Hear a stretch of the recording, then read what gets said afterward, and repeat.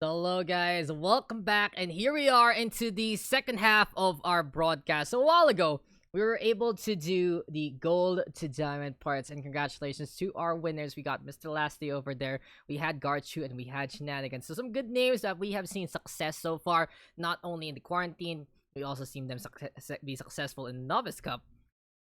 And as we are going to get into, well, the bigger guns, the bigger players, we're going to be getting into the Masters Plus bracket this instead. And these guys are going to be absolutely familiar to the community. They've been leading the charge every single time in different aspects. And our first matchup here is going to be a PVZ because it's bayagster. The one who's always in the podium. The one who's always just there saying, "Hi guys, I'm going to win these games now." Versus the professor himself, Mr. Cypem. So I will be joined by, well, another pro player, Mr. Extinct, later on into the broadcast here tonight. But before we get into the meat of the action, just gonna give a quick little shout out yet again to our sponsors. Thank you there to Pure PC as well as Block 101. Without you guys, this would have not been possible. And it really goes to show the support of these kind of ventures to the, well, the quarantine setup and all of our StarCraft PH tournaments has made this a reality for not only you guys to have something to play for, but give us even more and more opportunities to grow the scene. Presented to you by the Missile, Daks PH, as well as Ice Buhay Productions. And don't forget, guys, our calendar has been updated. So there you go. If you guys are just tuning on in, our updates are going to be in order for the Discord. We'll post it on the Facebook page as well tomorrow. But now we have scheduled round number 4 and round number 5 for the next coming days. And the grand finals will be on the 26th instead for both the Gold Diamond and the Masters Plus bracket. It's going to be back to back. So both of our sets do need to be ready at the same time. And it really goes to show that anything can happen here in the quarantine setup. This is our first time we've done a month-long setup. And we really appreciate everyone who's been tuning on and everyone who's supporting. This gives us a lot more time and a lot more ways to actually check out every single person into the bracket. And at the same time, if you guys are in a kind of busy slate, especially with the quarantine being in and out and everything, then this might be a really good setup we're experimenting with, and we want to hear your thoughts. So if you do want to give us any kind of suggestions, you can do it on the Discord. You can DM us, either me or Mizzle or even Vic and everything like that. Really goes to show, though, that we just want to do what's best for the community, and we think this is a good way to go about things. But in any case, though, it's time to get into our games. It's time to get into our matchup. And this is, of course, a best of 3 yet again. So anything can happen, but it is, of course, a first to 2. And looking at a PVZ, it's going to be interesting. Bayagster is always known to play it kind of in an interesting way. He just shows up out of nowhere. He's just able to do something surprising. And whether it be a Mothership Rush, or it's just going to be some kind of proxy out of nowhere, Dark Templar getting Blink, those kind of things. It really feels like Bayagster knows how to be as flexible as possible. So it's such a fun time. And conversely, his opponent gonna be very different because Mr. Cypem himself, he's a professor for a reason. He not only teaches in real life to, well, a university, but also he teaches so many people in the community. And what he does best is standard. What he does best is refined builds and refined build orders. And the problem there for Cypem is he's sometimes taken aback by surprising plays. So will Bayagster be able to surprise his opponents, or will Cypem be able to hold strong and make it happen? Because we'll be getting into our first map soon. It will be, well, Submarine LE.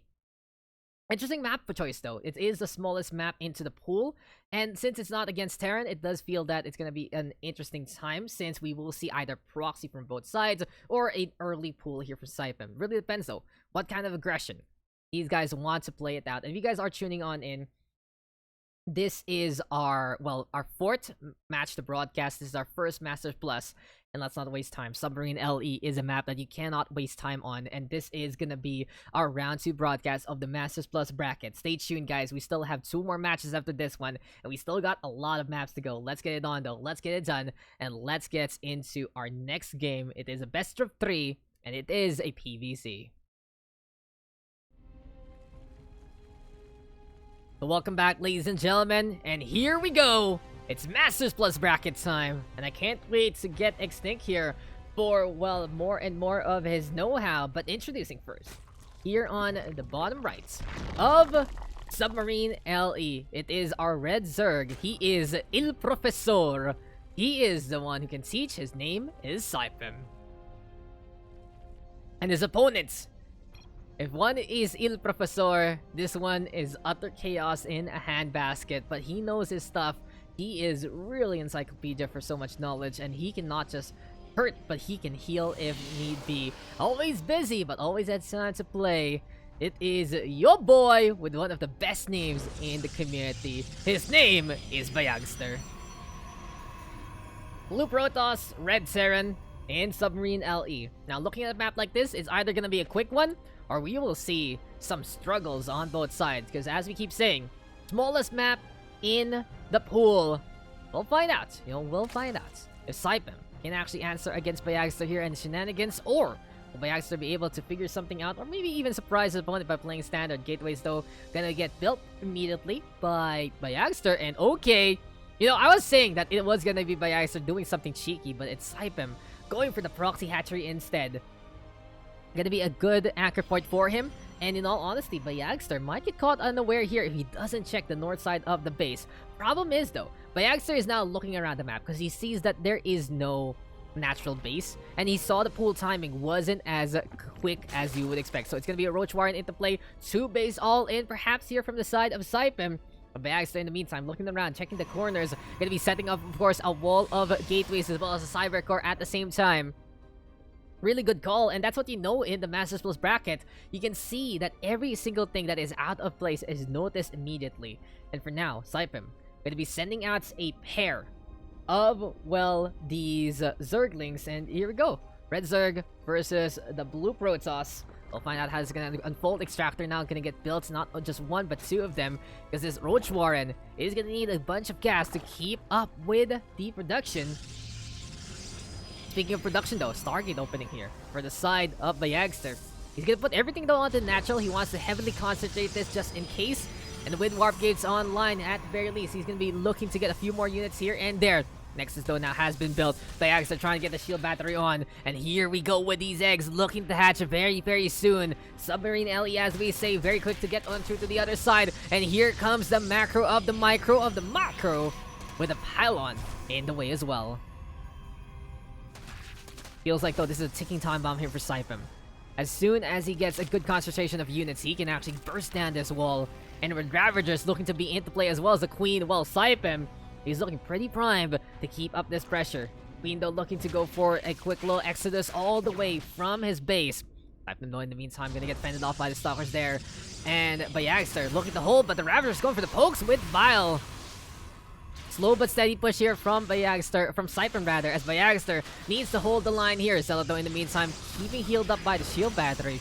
Besides all of that, these are going to be the buildings going on down very, very soon. Void Ray, though, to try and go for the defensive, going to be pretty effective against armored units. Question is, though, can they actually get a pick off at the right time? He's going to go for the Queen first. Seems like it's going to be the only thing to try and anticipate this damage. There we go, though, with the bot connecting, and the Void Ray still tanky enough because of the shield battery.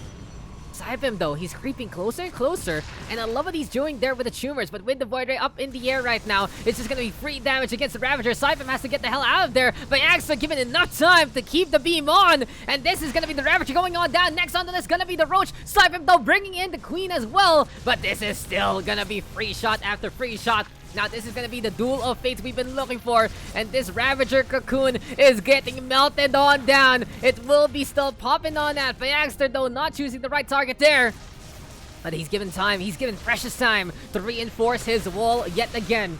Gonna be high time, though, to bring the damage on. That is gonna be the pylon taking a little bit of the bile. But this Queen still is unrelenting. And what's the plan right now for Bayagster? Will he decide to go to the main base of his opponent there? As we will see the Stargate get even more. Oracle gonna be into play. This needs to be a Spore Crawler here from Cypem ASAP. But the problem right now is he doesn't have that Evo Chamber. And oh no. It's gonna be looking very, very dire for Cypem. He has to make this push work and fast, because his mineral line is gonna get torn apart as soon as possible. Void Ray kept alive again by the batteries. And this is now time to bring in the hurt. The green beam is so mean. And goodbye to every single drone that can happen. Seems like, though, the Spore Crawler can be built. My mistake there, but he is going to be, at the very least, keeping it up with all of the pressure, and it's little too late. The pulsar beam has brought in the damage. Those drones have gone down. 3 workers to 29, and with the Void Rays up in the air, looking nigh unstoppable, GG is called. A great try there from Cypem, but bayagster will survive with the Stargate to win it out. Whew. Dude, I just remembered my StarCraft 1 for a little bit there. I was like, hey, wait. That's not true anymore. As soon as you get the pool, you are good to go with the anti-air. But the problem there is it doesn't matter if your opponent doesn't, if you don't respect it. And the problem there for Cypem is he saw the thing coming already and he didn't respond immediately. bayagster gave him a little bit of a warning. He's like, I'm gonna stay here for a bit, get my energy, I'm gonna be good to go now, and it just didn't matter. And it really just goes to show, when you can't bust down with your proxy hatch, it's just going to be a little too late. It's a really good download for bayagster to go for the Void Ray first. It really helps him out in so many ways, picking off those queens, hurting the Ravagers and the Roaches where they count. And in the end, that was just highly unfortunate, to say the least. A really good effort, though, in the end. But you can call it there, and we will see what game number 2 is all about, as bayagster will take that first victory. So well played there for bayagster. Able to play defensive, able to hold the line. Hopefully we can get extinct very, very soon into, well, this broadcast. But besides all of that, it was just an attempt there from Cypem. An attempt was made to be a little different, and it fell apart. Now, it's interesting, because I was always hyping up Cypem to be the macro guy, right? He's the one who will teach you what exactly to do on a certain map. And in a certain way, in a very, very standard way. But in the end, he tries something out, and it just blows up in his face. Sometimes, though, every great experiment needs a educated guess. And, you know, for Cypem there, he was pretty educated in what he wanted to do, how he wanted to go about things. But the problem there, it was just a little too much to handle with the Void Ray, with the shield batteries. Really good call for bayagster to put everything out in front. And there was just no panic there from bayagster. It's interesting he didn't even go for the warp gate research. He felt early on, he felt like he was just going to be like, okay, I'm going to have to deal with this. So I'm going to need all the gas. I'm going to need stuff for the Void Ray. I'm going to need stuff for the Stargate. And it really goes to show, every little bit of decision making there from bayagster was pretty well calculated. Still though, it could have worked out really well there for Cypem. Unfortunately, just wanted to show, but we are going to get now into map number 2. And it will be Eternal Empire next on the list. If you guys are asking what has been casted so far, we've seen Mr. Lasty. Let me just quickly check again onto our setup. It was Mr. Lasty versus, who was it again? Tribasigbin, and then it was Vantros versus Garchu, and then we wrapped it up with, of course, a 3-game slobber knocker between Shenanigans and Stuggy. So if you guys weren't able to, well, be broadcasted, if you are still in the running, we'll see you guys in round number 3. But let's get into game number 2. It's Eternal Emperor this time, and I extremely expect Cypem to play it more macro-based instead. Gonna be very interesting if he does go for something cheesy yet again. But what we've seen from Cypem so far is he can be very potent with the Roaches and the Ravagers. And it might be the same case here into map number 2. bayagster, in the meantime, he's just keeping everything under his belt, looking to keep things up his sleeve. And at the very least, look to be a big surprise coming into this next map. Wouldn't be surprised, though, to see them go for both big armies as game number 2 is afoot. It's bayagster, though, with a 1-map lead. And he is on match points in Eternal Empire.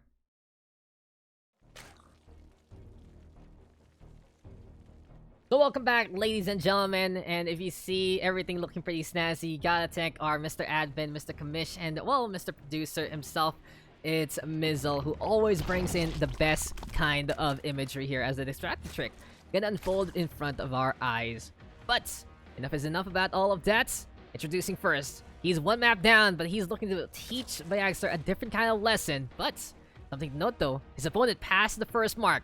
Second semester, will it be the same case? It is your Red Zerg here on the top right of Eternal Empire, and his name is Cypem. Cypem was one of the first streamers, actually, of StarCraft PH, so it's pretty interesting that he's gone a long way in terms of helping out the community, but he does need to refine his game a little bit more, trying to make it through to the higher echelons of the Quarantine Tournaments, and maybe, just maybe, Quarantine Tournament number 5 will be where he can get his big break. But his opponent is going to make it tough for him, because he's already up by 1.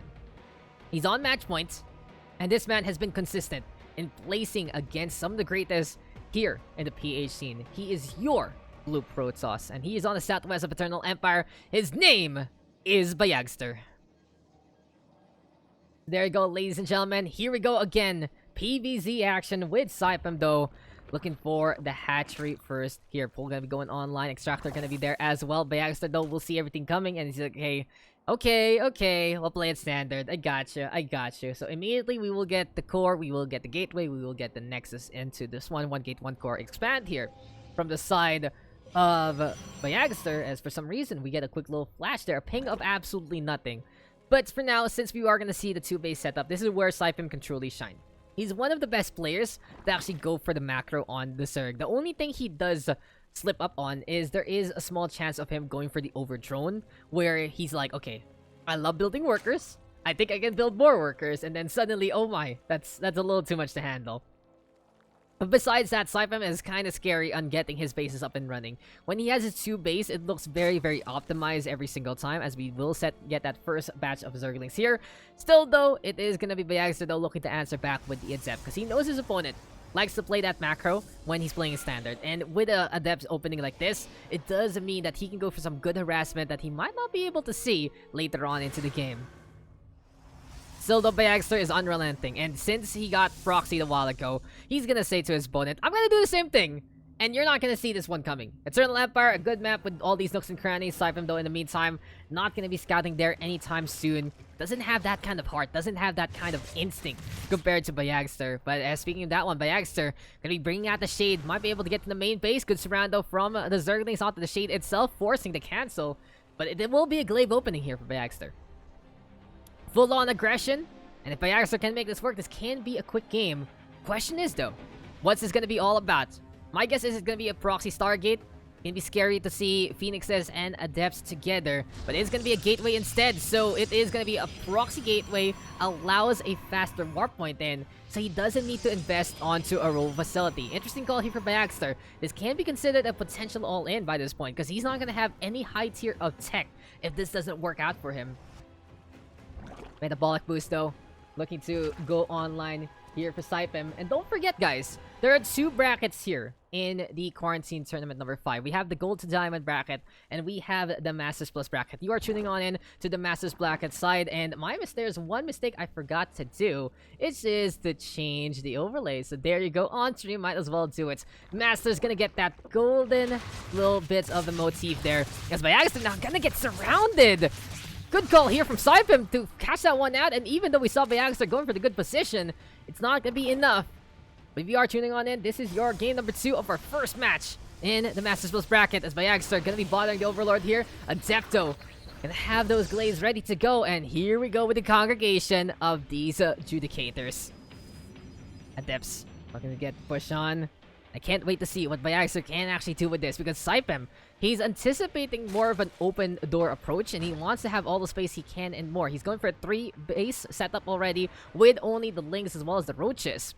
For now, though, Cypem, where is his army headed? Where is his army all going? They're trying to go for at least some kind of rally point, but Bayagster in the meantime is already onto the natural and is poking and prodding as much as possible. Cypem, though, in the meantime, he is going to get his road cycle very, very soon. And a really good call here from Cypem. We talked about it before. During these times, he does tend to go for the overdrone, but he realizes the situation, realizes his opponent isn't having too much tech there, and Cypem goes for the roaches instead. What a shutdown here from Cypem.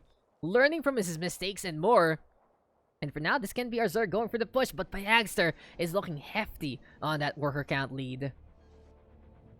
Still, though, it's 2-base versus 3-base, and we all know for a Zerg player is, well, in a setup like this, then he can just get the drones he needs be. But in the meantime, Sentry's gonna be set on up. There we go with the Stalkers out in front as well, protecting the wall.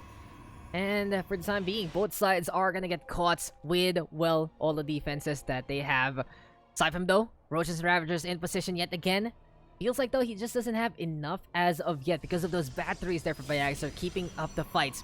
Immortal also going to be into play, so Bayagster are going to have that Crux unit to bring in the DPS if need be. Cypem, though, in the meantime, at least shutting down a potential third. And in a case like this, well, the best thing Cypem can do is shut down all of these adepts, find that gateway, and at the very least, go for more and more of the expansion. Because even though we do see bayagster now stuck on a 2-base setup, he is harassing his opponent enough to still force a response and not allow Cypem to get the push that he needs.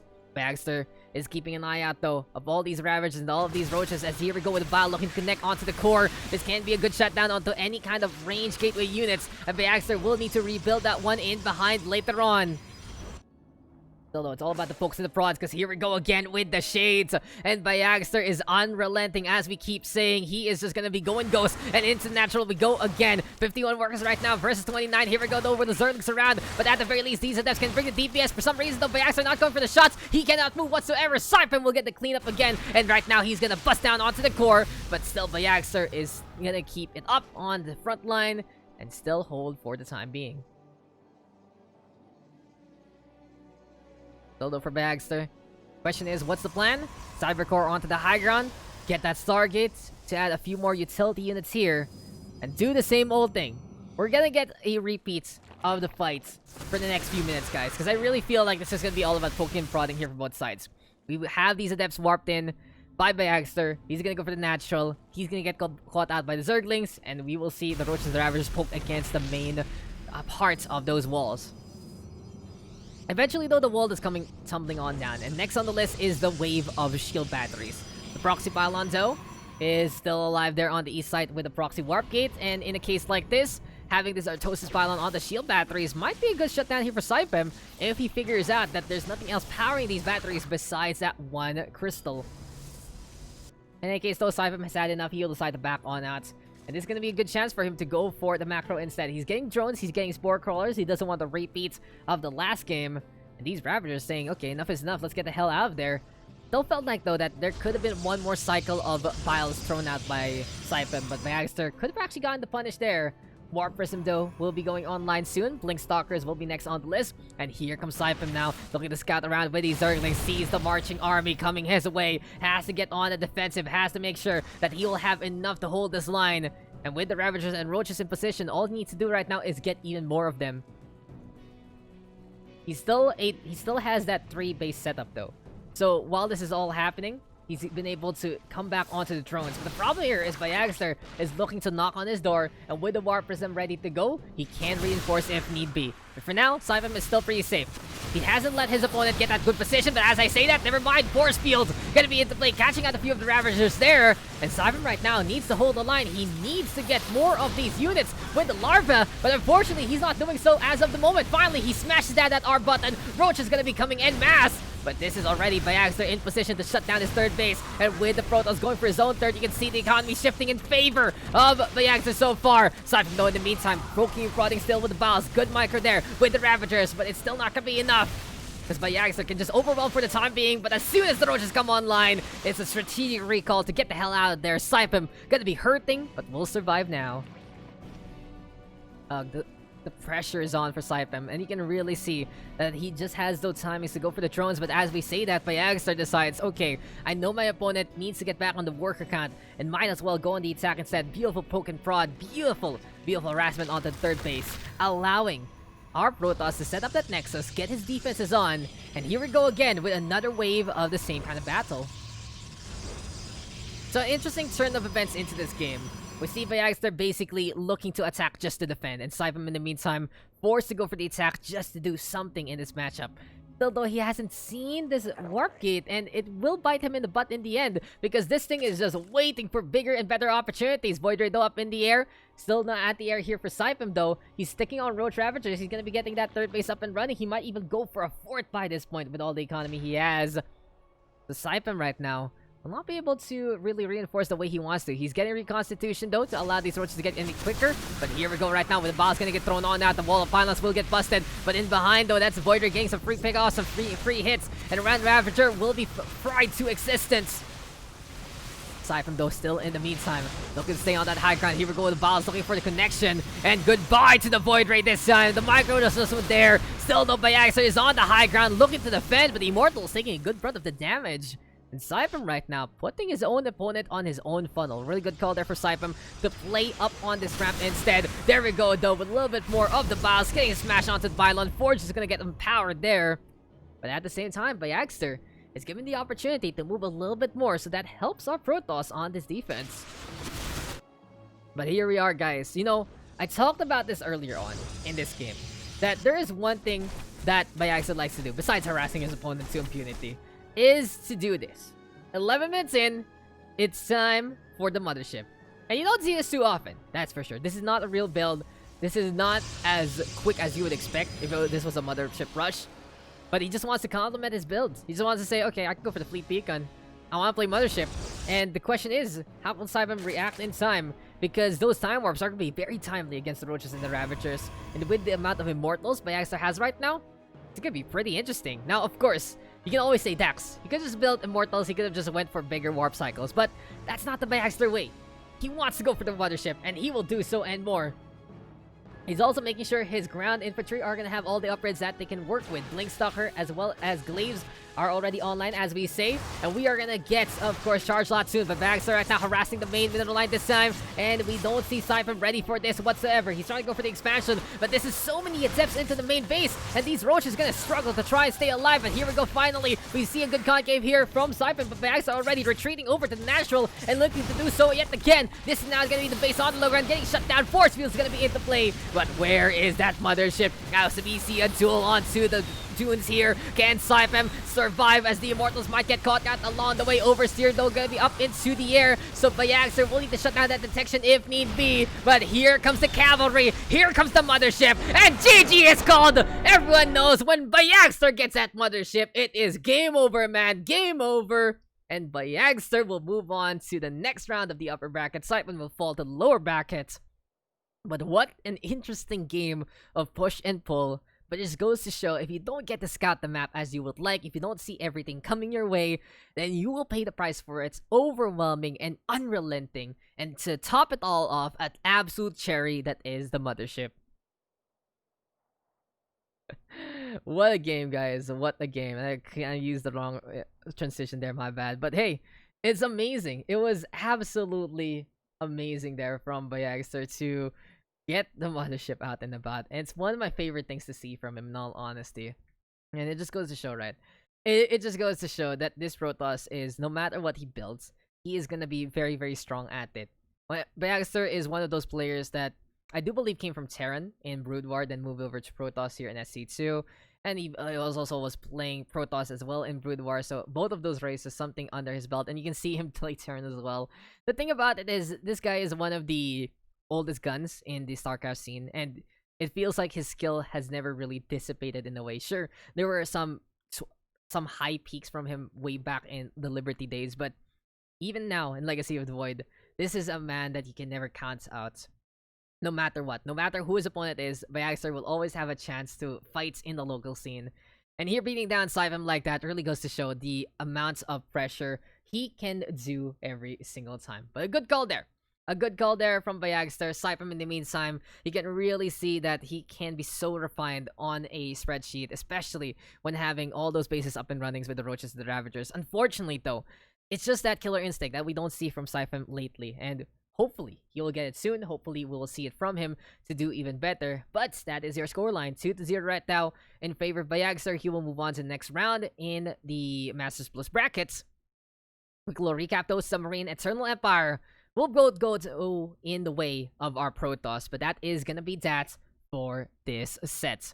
So we'll be right back, guys, for another game into Masters Plus bracket. We will get another matchup for you all, and it will be a short break there. Quick little shoutouts though to Pure PC as well as Block 101 for the sponsorship here in the Quarantine Tournament number 5. And if you guys are enjoying this one, don't forget that we will be doing a broadcast every single round and a live broadcast there on the 26th. This is our new schedule updated for every single round, and you can expect on the last day of every single round that there will be a broadcast there, except round number 5, because we want to make sure that everything's good to go maybe on the 25th, and then on the 26th, it will be live 2 best of 5s for you, back-to-back, Gold to Diamond and Masters, just to enjoy, just to cheer on who can be the champion of this month-long experiment.